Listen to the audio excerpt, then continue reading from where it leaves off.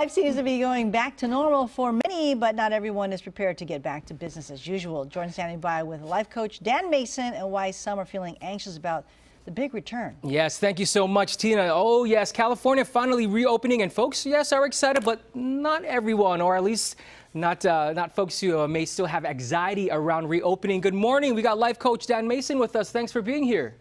Good morning, Jordan. I got that first shot of Moderna coursing through my bloodstream today. I'm feeling good. Let's do it. Oh, yes. And, our producer as well, producer Kat, fully vaccinated as well, along with some others here. But, getting back into business, into public, there's still some, I guess, questions around it or anxiety around, getting back into, society. You laid out 3 possible causes and you're giving us solutions. We want to hear solutions. So first one for today, social anxiety, right?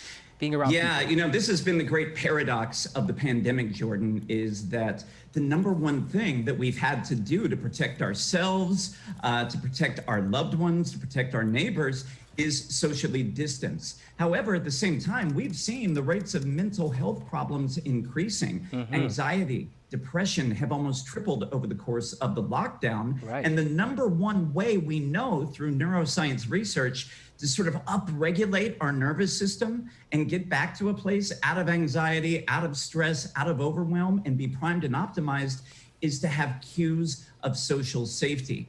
So the number one thing that has helped us survive over the last year, well, we're gonna have to adopt a new mindset, really embrace those social connections as we're vaccinated. And I tell people, if you're a person who's feeling nervous about re-engaging with the world again, it's really a great time just to baby step it, right? We can take it slowly, get together as is safe with other people who might have that first dose of vaccination outside, small gatherings, mask up, but just ease yourself back into this because what you're gonna notice is that you're gonna feel better, you're gonna be happier, and on top of that, it's coming anyway as offices reopen. So we just want to get you back on the right track. Yeah, and not to take you off topic here, but what do you say to people who are still, when they see someone who doesn't have their mask on, they're trying to take that baby steps. What do you do in that moment? Do you just take yourself out of that situation?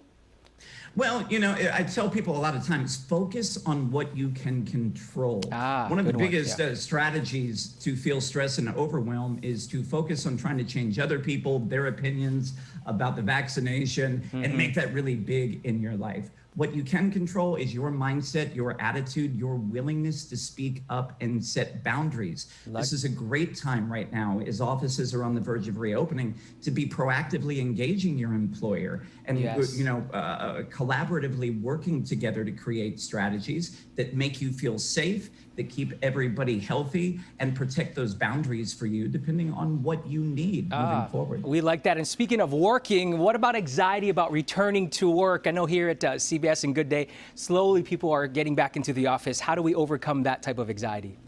I did a poll in my online community, and it turns out by a 4-to-1 margin, people were more afraid of losing the freedom and autonomy over their schedule as we return to the office. So we want to make sure return to work doesn't mean a return to overwhelm and a return to anxiety. A great thing to do is to really reflect this weekend on what are the ways that you've changed. What have you learned about yourself over the last year? And based on that, creating your new standards moving forward.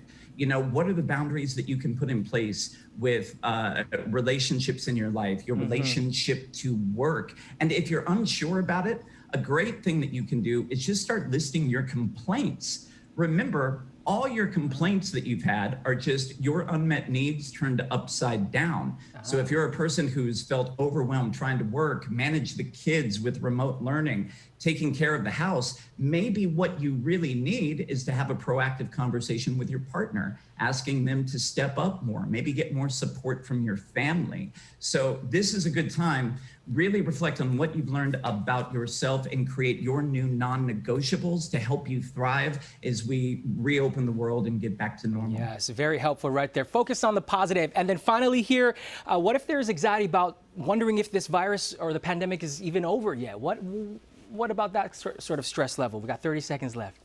Yeah, absolutely. Again, what you focus on is what you're going to feel. And if you think about over the last year, all the things that we've stressed out about, we used to think there would never be toilet paper on the shelves again. We used to think there was going to be a food shortage.